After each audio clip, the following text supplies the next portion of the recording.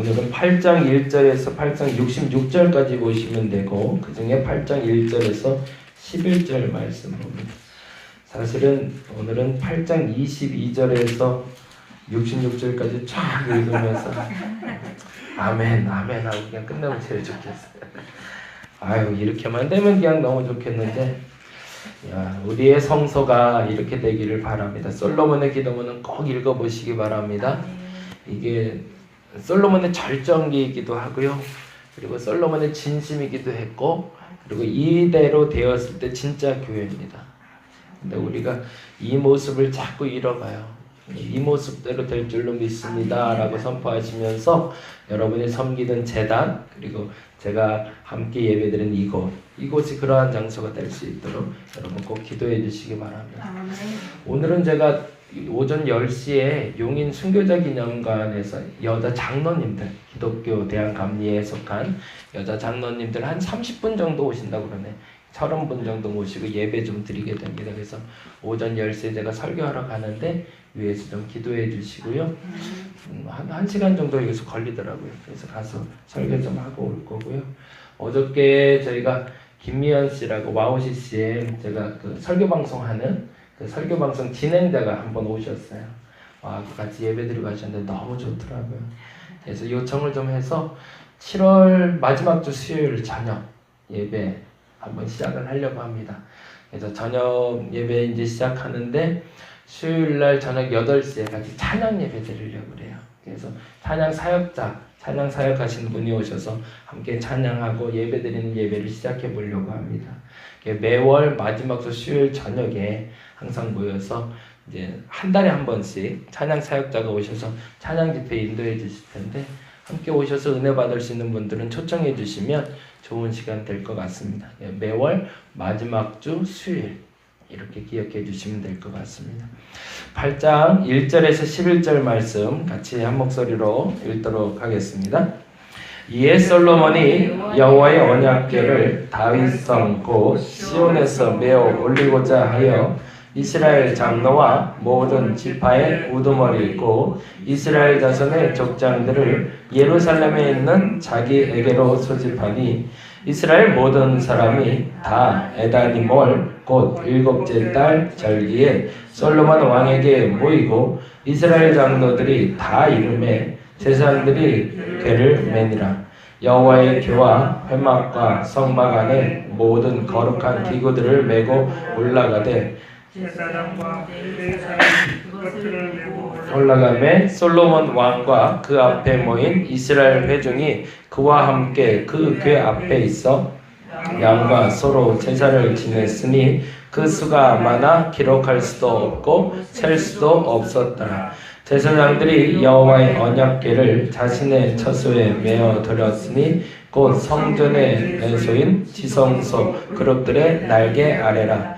그룹들이 그 궤 처소 위에서 날개를 펴서 궤와 그 채를 덮었는데 채의 힘으로 그 채 끝이 내소 앞 성소에서 보이나 밖에서는 보이지 아니하며 그 채는 오늘까지 그곳에 있으며 그 궤 안에는 두 벌판 외에 아무것도 없으니 이것은 이스라엘 자손이 애굽 땅에서 나온 후 여호와께서 저희와 언약을 맺으실 때에 모세가 호렙에서 그 안에 넣은 것이더라.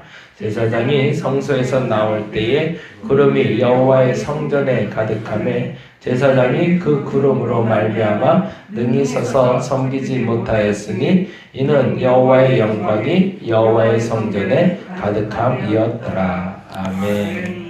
솔로몬의 성전이 지어지는 과정에 대해서 3장부터 7장까지 설명했다면 8장에는 봉헌 예배를 드리고 있습니다. 이 봉헌 예배 날이 장막절이에요. 장막절. 이 장막절이라는 날이 이스라엘 백성들에겐 언약의 상징이 되는 날이기 때문에 특별히 중요한 날인데 이때의 솔로몬의 마음이 아마 한국 사람 마음하고 똑같았던 것 같아요. 무슨 말이냐면 성전이 완공되기 전이에요. 마음이 급했어요. 그냥 날을 정해놓고 그날까지 예배드릴 수 있도록 다 준비하라고 얘기한 거예요. 근데 미처 성전이 완공되지 않았는데도 그날에 하나님께 예배하고 싶어서 장막절에 예배하는 장면이 바로 8장 1절에서 11절까지 이야기가 됩니다. 그래서 8장 1절에서 11절이 언약궤가 지성소 안에 들어가는 장면을 설명하고 있다면 12절부터 21절까지는 성전을 봉헌하는 봉헌사가 됩니다. 왜 이 성전이 하나님 앞에 지금 이날 이렇게 봉헌되게 됐는지에 대한 역사적인 유래를 얘기하고 있어요. 그냥 그렇게 이렇게 지어진 건물이 아니라 다 의미가 있고 뜻이 있다는 거죠. 성전은 그렇게 지어져야 됩니다. 목회자가, 교회가 돈이 많아서 혹은 하고 싶어서 누가 돈을 냈기 때문에 그렇게 시작되는 성전이 아니라 하나님의 영광을 위해 하나님의 필요에 의해 지어지는 성소여야 된다는 거죠. 이 성소라 얘기할 때 이 성소에는 사람도 마찬가지, 사람이 만들어질 때 임의적으로 그 사람의 필요에 의해서 그 사람이 하나님의 사람으로 세워지는 것이 아니라 무엇 때문에? 하나님의 필요에 의해 세워지는 성소가 되어야 됩니다. 그래서 저는 한 가지 확실하는 것은 교회에 새신자가 들어올 때는 반드시 하나님의 필요가 있다라는 전제가 있음을 우리가 기억해야 된다는 겁니다. 교회 사람이 임의로 오는 게 아니에요. 그냥 아무렇게나 왔다 가는 게 아니더라고요. 사람을 보내주실 땐 그만한 뜻이 다 있어요.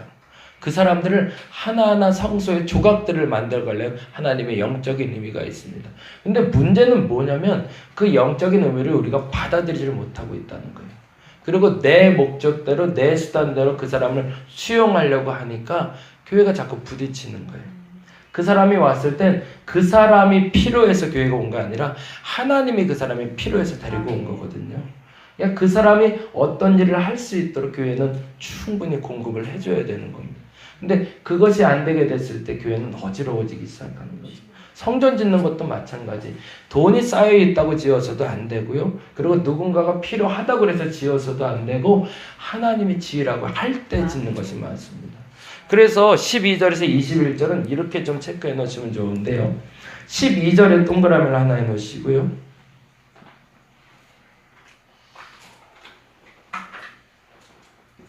12절에 동그라미 하시고 15절, 16절에 동그라미 해 놓으시고요. 이제 구별을 지어 드리려고 그래요. 그리고 18절, 19절에 동그라미를 좀 해 놓으세요. 지금 동그라미 한 건 뭐냐면 하나님의 말씀이에요. 이게 선제 조건이 있는 거죠. 너희는 먼저 그의 나라와 그의 의를 구하라. 그래야만 이 모든 것을 너희에게 더하시리라라는 전제 조건 내에서 이 성전이 지어졌다는 걸 말하고 있는 거예요. 그러니까 다윗이 짓고 싶어서 지은 성전이 아니라 하나님의 소원대로 지어진 것이다. 그래서 12절, 15절, 16절, 18절, 19절은 하나님의 말씀이라 적어 놓으시면 돼요. 하나님의 말씀. 12절에도 말씀, 15, 16절 말씀, 18, 19절 하나님의 말씀입니다. 그리고 그 말씀에 응답하는 게 그 사입절들이에요. 13절, 14절, 17절, 20절, 21절이 하나님의 말씀에 대한 응답입니다. 그렇게 좀 정리를 해놓으세요.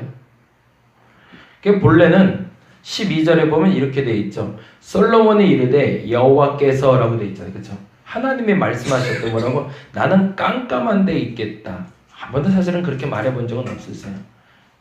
그냥 성막에 있겠다고. 굳이 뭐 성전 지으려고 그러냐? 그거 하지 말라 라고 말씀하셨사오나 그 이제 말씀에 반한 일을 한 것처럼 보이잖아요. 근데 이거는 솔로몬의 굉장히 위대한 고백입니다. 하나님이 원하지 않는 걸 내가 한 게 아니더라는 고백을 하고 싶어서 하는 얘기예요. 성막이 굳이 있는데 근데 왜 굳이 성전을 지어야 되는가라는 말에 대해서 다음과 같이 설명하고 있다는 거죠. 그리고 나서 13절에 14절에 그 성전을 건축하려는 다윗의 마음이 있었음을 고백하기 위해서 회중들에게 설명하는 장면이 나오고 15절에 다윗에게 먼저 마음을 주셨다는 이야기, 그리고 16절에 그 마음에 대해서 하나님이 기뻐하셨다는 마음, 그 이야기를 설명해낸 과정이 12절부터 21절까지입니다. 성전은 하나님이 기뻐할 때 짓는 겁니다. 성전은 하나님이 기뻐하시는 과정 중에 만들어져야 됩니다. 근데 문제는 여기서 우리의 눈이 가려워지는 것들이 있더라는 거죠.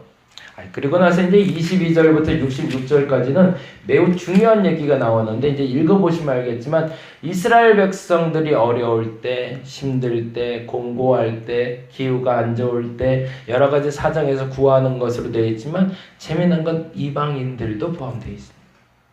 누구나. 이 성전은 모든 사람에게 열려있는 공간이다. 누구든지 만일 하나님께 기도하면 하늘의 문을 여시고 우리의 기도를 응답하실 것이다 라고, 그리고 심지어 그들이 죄를 지어서 하나님을 떠났을 때라도 하나님께 돌아오고자 하는 마음만 있다면 그 마음을 받아주실 것이다. 그것에 대한 기도가 바로 22절에서 66절까지의 기도가 됩니다. 근데 실질적으로 제일 중요한 기도는 8장에서 11절까지의 본문인데요. 우리가 이 부분은 체크를 꼭 해놔야 됩니다. 5절, 10절, 11절입니다. 8장 5절에 좀 동그라미 좀 해놓고요. 분리해서 그냥 별표를 해놓으시면 좋겠네. 아까랑 좀 구분되게 별표 해놓으시고 10절, 11절에 별표 해놔주시면 좋겠어요. 우리가 성전에서 예배드릴 때 무엇에 집중해야 되는가를 보이고 있습니다. 8장 5절에 보니 이렇게 되어 있죠. 8장 5절 같이 한번 읽어볼까요? 솔로몬 왕과 그 앞에 모인 이스라엘 회중이 그와 함께 그 궤 앞에 있어 양과 소로 제사를 지냈으니 그 수가 많아 기록할 수도 없고 셀 수도 없었더라. 어마어마한 거죠. 그 수가 얼마나 많은지 셀 수가 없대요. 완전히 피바다인 거예요. 피바다. 지금도 사마리아에 가면 6월절 제사를 드리는데요. 가면 양을 잡을 때마다 그 피 비린내가 어마어마하게 난대요. 이건 거룩한 장소라기보다는 굉장히 좀 무서운 장소인 거죠.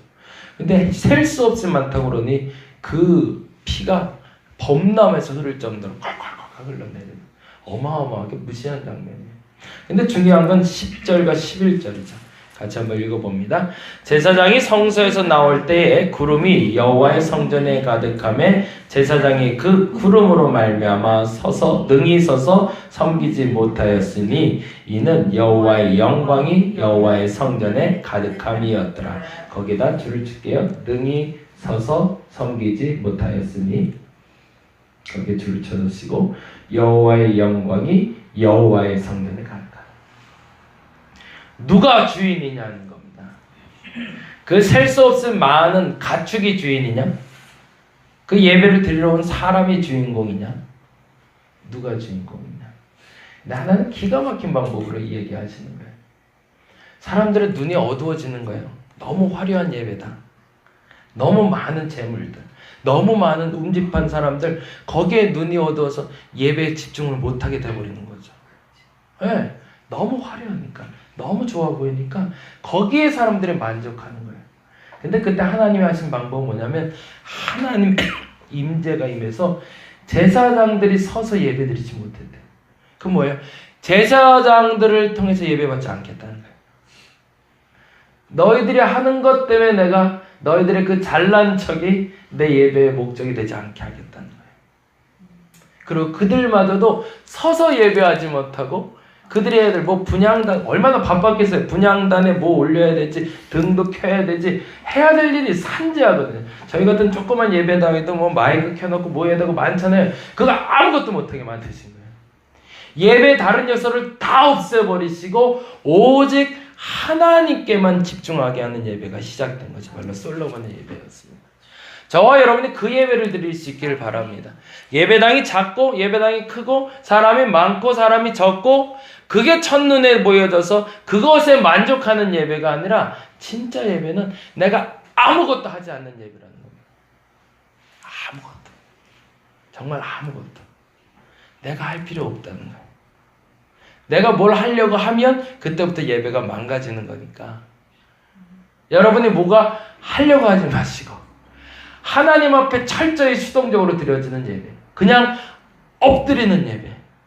하나님 당신밖에 없습니다 라고 말할 수 있는 그 예배가 진짜 예배요, 솔로몬 성전에서 내려진 참된 예배라는 겁니다. 저와 여러분의 오늘 이 새벽 예배가 그렇게 되길 바랍니다. 하나님 앞에 그냥 엎드리시면 좋겠어요. 아무것도 모르겠습니다. 하나님 아무것도 하지 않겠습니다. 하나님 역사하옵소서. 그 예배가 진짜 예배가 될 줄로 믿습니다 라고 선포할 수 있는 저와 여러분이 되기를 간절히 바랍니다. 기도하겠습니다. 우리 진짜 예배 드리고 싶습니다. 제사장들도 아무것도 하지 않았습니다. 예물이 드려지고 사람이 많아지고 사람들이 거기에 집중하려고 하자 구름으로 완전히 덮어버리셔서 재물도 보이지 않고 사람도 보이지 않고 여호와의 성전에 구름만 가득합니다. 그리고 제사장도 아무것도 하지 않습니다. 하나님의 성전에서 하나님의 영광이 임할 땐 아무것도 하지 않아도 됩니다. 뭘 자꾸 하려고 하는 것이 아니라 오직 주님께만 집중하는, 그래서 내 마음을 활짝 열어서 주님께만 들키는 그 시간이 오늘 이 시간이 되게 하여 주옵소서. 주여 임재하여 주옵소서. 주여 임재하여 주옵소서. 우리 가운데 임재하여 주옵시고 온전히 주님께만 맡기며 한 토시도 내 의지와 내 생각과 내 노력으로 드려지는 예배가 아니라 하나님의 의지와 하나님의 생각과 하나님의 움직이심에 따라 드려지는 예배가 되길 원하오니 그 예배자로 오늘 영광 받으실 하나님 앞에 예배되게 하여 주시옵소서. 이제 그러한 기도를 드리길 원합니다. 하나님 받아 주시옵소서. 감사합니다. 고마우신 예수님 이름으로 기도드렸습니다. 다 같이 기도하고 돌아가도록 하겠습니다. 하나님 맞습니다. 주님께만 예배합니다. 아무것도 보이지 말아야 됩니다. 구름도 그 구름 가운데 다 가리워져야 됩니다. 사람도 가리워져야 되고 재물도 가리워져야 되고 눈에 보이는 그 화려함이 다 가리워지고 하나님의 영광만 드러날 때 진짜 예배가 시작됩니다. 오직 하나님께 집중합니다. 오 할렐루야. 하나님 저들에게 임하여 주시옵소서. 저들에게 임하여 주시옵소서.